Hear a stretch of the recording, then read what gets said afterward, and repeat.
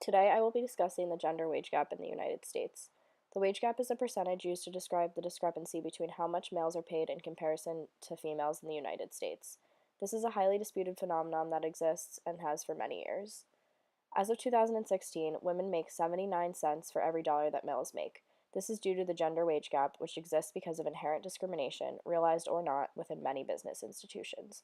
Although there are people that claim the wage gap is not real or is purely due to differences in men and women and their work habits, the wage gap exists and disproportionately impacts both women and people of color. Today I will be talking about the nature of the wage gap with an examination of the double bind, or how women of color are impacted versus white women. I will also examine what causes the wage gap, including the different arguments surrounding this issue and whether or not there is a solution. Many people talk about the wage gap but aren't exactly sure what that means or how it is determined. The pay gap is determined through the ratio of women's national median earnings over men's national median earnings. These numbers are pulled from full-time workers only. All data is collected from the U.S. Census Bureau and their current population survey. As of 2015, women's median earnings were $40,742, while men's median earnings were $51,212. This means that the 2015 earnings ratio was 0.8, or women made only 80% of what men made. Pay gaps can also be determined on a state-by-state basis, and these state-level pay gaps vary in size from the national pay gap.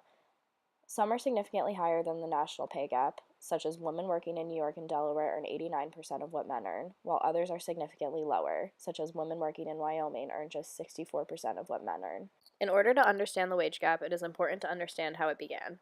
During World War II, when women first joined the workforce, they started at a much lower pay rate than their male counterparts.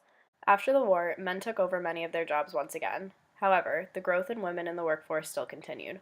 Unfortunately, through the 1950s, women working full-time earned just 59 to 64 cents on average of what men were making.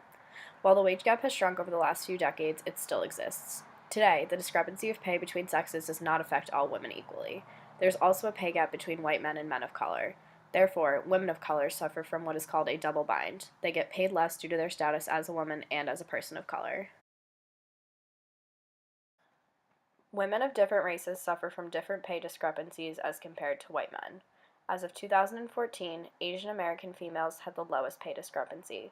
For every dollar a man makes, they make approximately 90 cents.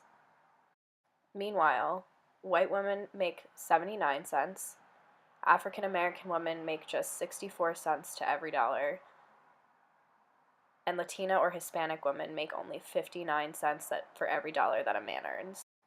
In addition to differences in wages, women may also receive fewer benefits or smaller increments in benefits such as life insurance and disability because the payments and amounts of these benefits are determined based on how much you are getting paid.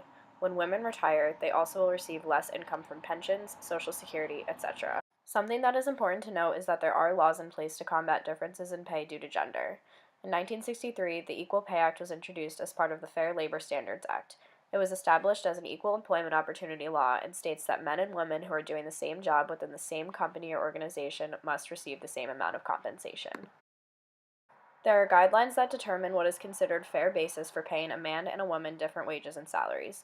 These include if one has been working at the company longer, if one holds a higher position than the other, if one performs better and gives better quality of work, and other similar factors besides sex that might warrant higher or lower pay. In spite of the Equal Pay Act, the wage gap still exists today. While it has grown smaller over time, many people believe that women will not have reached full equality in the workplace until the discrepancy in pay between men and women is acknowledged and entirely closed. I will now talk about the reasons surrounding the wage gap and the different arguments that people have.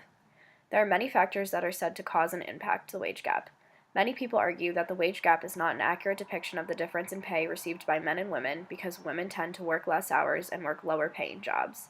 However, a study from 2016 done by two Cornell University economists shows that once these factors are taken into account, the wage gap is still 8 cents.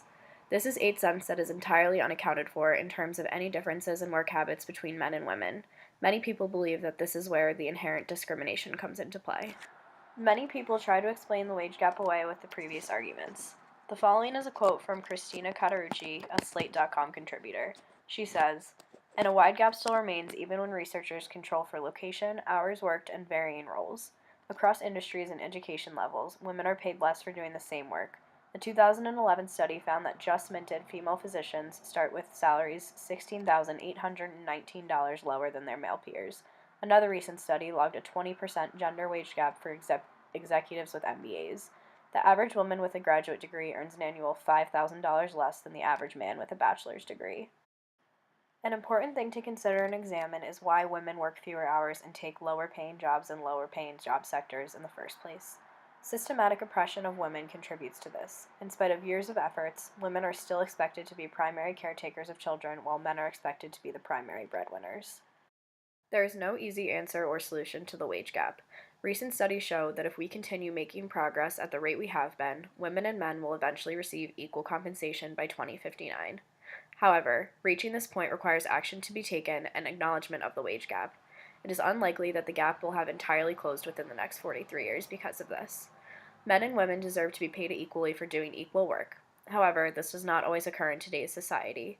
Some companies are able to get around the laws pertaining to equal pay due to lax regulations and the difficulty in determining what warrants equal work.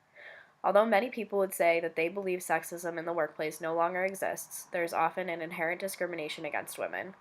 We often hear that we aren't as likely to ask for a raise or a promotion, which is why we don't get one. We are given excuses as to why we do not receive them, and are told that the wage gap does not exist or only exists due to factors that are out of our control. It is essential for people to educate themselves on the wage gap and work to fight against discrimination that many people do not realize still exists in the workplace. There are many people that deny that the pay gap exists and that there is no discrimination against both women and people of color within the workplace. However, to deny this is to deny a crucial issue that is still prevalent today. We should all be working towards closing the wage gap entirely.